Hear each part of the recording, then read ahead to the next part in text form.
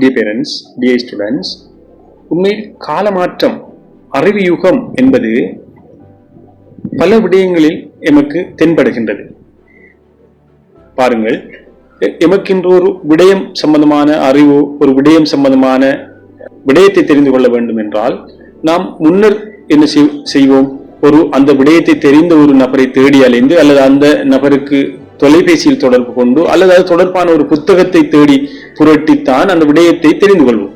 இப்போது பாருங்கள், எமது கையில் உள்ள கையடக்க தொலைபேசியில் உள்ள கூகுளில் போய் அல்லது ஏஐ ஜெமினி, ஏஐ டீப்சீக் அல்லது சட் ஜிடிபி இப்படி ஏதாவது ஒன்றை அமுக்கி உடனடியாகவே அந்த விடயத்தை தெரிந்து கொள்கிறோம். இதுதான் அறிவியுகத்தின் இலட்சணம். அறிவியுகம் என்பது ஈரா ஆஃப் நாலேஜ் என்பது இதைத்தான். எந்த விடயத்தை தெரிந்து கொள்வதென்றாலும் இங்கே எமது உள்ளம் கைக்குள் எல்லா விடயங்களும் பொதிந்து காணப்படுகின்றது. இந்த யுகத்தில் தான் நாம் இப்போது வாழ்ந்து கொண்டிருக்கின்றோம். எனவே இந்த யுகத்தின் இந்த பண்புகளை நாம் எங்கும் எதிலும் எல்லா இடங்களிலும் காணக்கூடியதாக இருக்கின்றது. அறிவியுகம் என்பது இந்த மாற்றங்களால் தான். எனவே உலகில் ஒவ்வொரு யுகமும் மாற்றமுற்று இப்போது அறிவியுகம் தான் நடைமுறையில் செயற்பட்டுக் கொண்டிருக்கின்றது. எனவே இந்த அறிவியுகம் பல்வேறு விதமாக வளர்ச்சி கண்டு அதன் உச்சத்தை தொட்டுக் கொண்டிருப்பதுதான் இந்த ஏஐ, ஆர்டிபிஷியல் இன்டெலிஜென்ஸ், செயற்கை நுண்ணறிவு என்பது.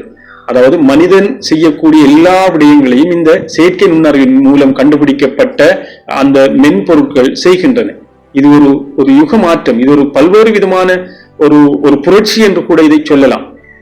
புரட்சி என்றால் கத்தி பொல் துவக்கு எடுத்து புரட்சி செய்வதல்ல. இது ஒரு வகையான மென்பொருள் புரட்சி, உலகத்தை பல்வேறு மாற்றங்களுக்கு உட்படுத்தக்கூடிய ஒரு யுகம். எனவே இந்த யுகத்தின் பங்காளர்களாவதற்கு நாமும் இந்த யுகம் பற்றியும் இந்த யுகத்தின் தெளிவு பற்றியும் நாம் எல்லோரும் தெரிந்து கொள்ள வேண்டும். இதுதான் இந்த மாற்றம். இந்த மாற்றத்திற்குள் நாம் எல்லோரும் கலந்து கொள்ள வேண்டும், அங்கத்தவர்களாக வேண்டும் என்று கேட்டு விடைபெறுகின்றேன். நன்றி.